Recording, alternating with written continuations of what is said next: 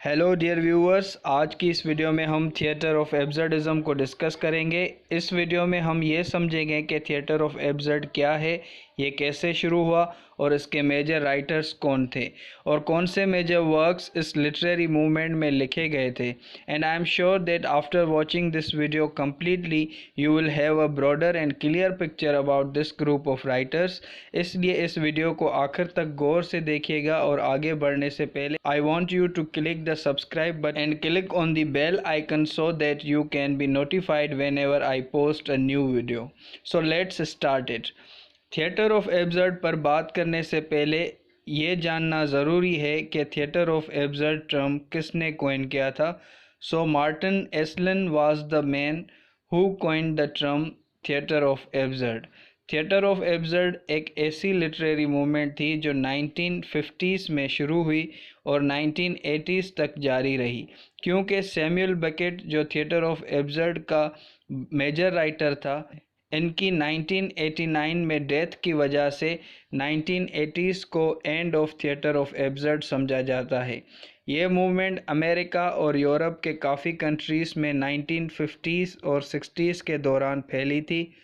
आप English literature के 1950s के दौरान तकरीबन जो भी राइटर्स पढ़ते हैं वो किसी न किसी तरह से थिएटर ऑफ एब्सर्ड से क्लोजली रिलेटेड हैं, जिनमें Samuel Beckett, Harold Pinter, Albert Albee, Eugene Ionesco वगैरह जैसे मेजर ड्रामेटिस्ट इस मूवमेंट का हिस्सा थे। थिएटर ऑफ एब्सर्ड मूवमेंट का इंटरेस्टिंग पहलू ये है कि ये लिटरेरी मूवमेंट एक दूसरी लिटरेरी मूवमेंट से रिलेटेड है जिसको हम सरियलिज़म कहते हैं। अब आप सोच रहे होंगे कि ये सरियलिज़म क्या है। तो सरियलिज़म एक लिटरेरी मूवमेंट है जो वर्ल्ड वॉर वन के बाद शुरू हुई। It was a reaction to first world war. ये ऐसी लिटरेरी मूवमेंट थी जिनकी राइटिंग्स में हमें ड्रीम सीक्वेंस या नाइटमेरिश ड्रीम्स एंड इमेजेस नज़र आती है। इसके अलावा unconscious also plays an important role in surrealistic works. आपको ऐसी इमेजेस नज़र आएंगी इन वर्क्स में जो माइंड के सबकॉन्शियस पार्ट से वाबस्ता होती हैं, जिनमें एक किस्म की सेक्सुअल कॉनोटेशन डिपिक्ट की हुई होती है। तो इस मूवमेंट को सरियलिज़म कहा जाता है जो थिएटर ऑफ एब्सर्ड मूवमेंट से रिलेटेड है। Theatre of absurd movement actually एक French thinker and novelist Albert Camus के वर्क मिथ ऑफ सिसिफस से इंस्पायर्ड थी। ये वर्क 1942 में लिखा गया था। Albert Camus presented the philosophy of absurd in this book. अब सवाल पैदा होता है कि फिलॉसफी ऑफ एब्सर्ड से क्या मुराद है। अल्बर्ट कामू के मुताबिक इंसान का इस दुनिया में जो क्वेस्ट है वो है दुनिया को समझना, और इस क्वेस्ट की अपनी कोई मीनिंग नहीं है। इसलिए इंसान की एग्जिस्टेंस के लिए मीनिंग ढूंढने का जो क्वेस्ट है वो फ्यूटाइल है, बेमायना है, जिसका कोई कारज नहीं, कोई मकसद नहीं। इसके अलावा मिथ ऑफ सिसिफस इसलिए भी इंटरेस्टिंग है क्योंकि ये एक ग्रीक मिथोलॉजिकल कैरेक्टर को डिपिक्ट करता है जिसका नाम सिसिफस है। As this character, Sisyphus was condemned to existence by rolling a ball to the top of the mountain, जिसके बाद ये बॉल वापस नीचे गिरता है और सिसिफस को फिर से वो बॉल लेकर ऊपर जाना पड़ता है और इसी तरह वो अपनी पूरी ज़िंदगी गुजारता है। आप अंदाज़ा लगा सकते हैं कि इस टाइप का वजूद, इस टाइप का एग्जिस्टेंस एक फ्यूटाइल किस्म का है जिसको और कोई काम नहीं, बस बॉल को टॉप पे पहुंचाता है और जो वापस ज़मीन पर गिरता है। And by doing this futile act continuously you will achieve nothing at the end of your life even after working all the day like this. तो ये था theatre of absurd and it's connection with the other literary movements. अब हम समझने की कोशिश करेंगे कि ये मूवमेंट इतनी फेमस कैसे हुई। क्या सोशल और पॉलिटिकल रीज़न्स थे जिसके बायस ये मूवमेंट इतनी फैली। अगर आप गौर से देखें तो ये मूवमेंट 1950s में शुरू हुई, जिससे कुछ अरसा पहले ही वर्ल्ड वॉर टू जैसा हिस्टोरिक इवेंट होकर गुजरा था। ये एक ऐसी कैटास्ट्रॉफिक वॉर थी जिसमें 48 मिलियन लोग मारे गए थे। आप वर्ल्ड वॉर टू पे बनी हुई हिस्टोरिकल मूवीज़ में भी देख सकते हैं कि इन मूवीज़ में वर्ल्ड वॉर टू के पोर्ट्रेल के साथ फियर एंड डाउट को भी पोर्ट्रे किया जाता है, जिसमें पेसिमिज़म और नेगेटिविटी हमेशा नुमाया रहती है।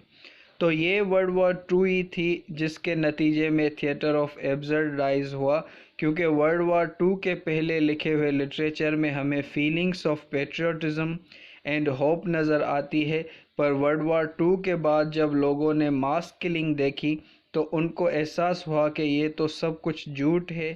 अब जिन हॉलीवुड मूवीज़ में पेट्रियोटिज्म पेश किया जाता था, अब उनमें एक दूसरे जॉनरा ने जगह ली जिसको हम फिल्म नॉयर कहते हैं। यहाँ पे एक ट्रांसफॉर्मेशन देख सकते हैं कि लोगों की ट्रेडिशनल वैल्यूज़ अब डीजेनरेटेड हो चुकी हैं, उनको कोई होप नहीं रही, उनकी सारी पॉलिटिकल और सोशल वैल्यूज़ ख़त्म हो चुकी थी, और लोगों के इस state of existence and mind की वजह से एक लिटरेरी मूवमेंट पैदा हुई जिसको हम थिएटर ऑफ एब्सर्ड कहते हैं। इस मूवमेंट के राइटर्स के वर्क्स में आपको एब्सर्डिटी मेजर थीम नज़र आएगी। अगर आप एब्सर्डिटी की डिक्शनरी मीनिंग देखेंगे तो you will figure out that it means making no sense at all. सारे एब्सर्ड प्लेज में एग्जिस्टेंस को नॉन सेंसिकल और केओटिक करके पेश किया गया है।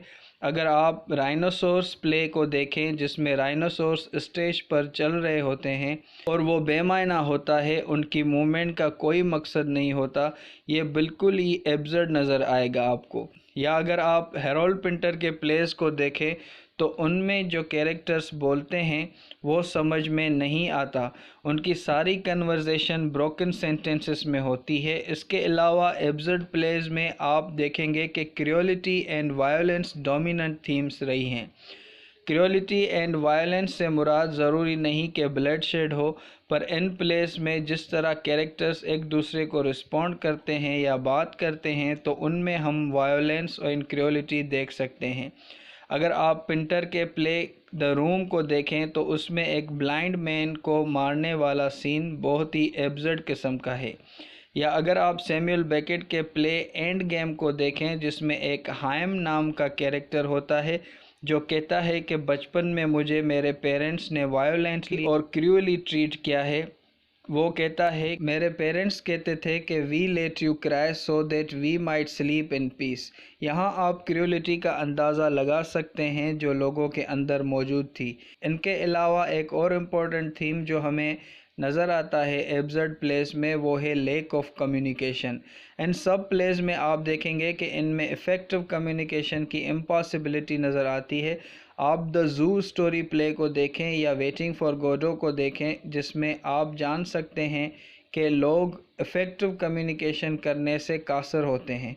इफ़ेक्टिव कम्युनिकेशन लोगों के सोशल होने का सबूत होता है, पर इन प्लेस में जैसे ट्रेडिशनल वैल्यूज़ ख़त्म होने की वजह से सोशल बॉन्ड्स और रिलेशन भी मुतासर हुए थे, तो इफ़ेक्टिव कम्युनिकेशन भी इनमें हमें कहीं नज़र नहीं आती। आई होप इस वीडियो के ज़रिए आपको अब क्लियर हो गया होगा कि थिएटर ऑफ एब्सर्डिज्म क्या है, इसकी हिस्टोरिकल डेवलपमेंट कैसे हुई और इसके मेजर थीम्स क्या होते हैं। अगर ये वीडियो आपके लिए हेल्पफुल है तो kindly like it, share and subscribe this channel for more related videos. Thanks for watching.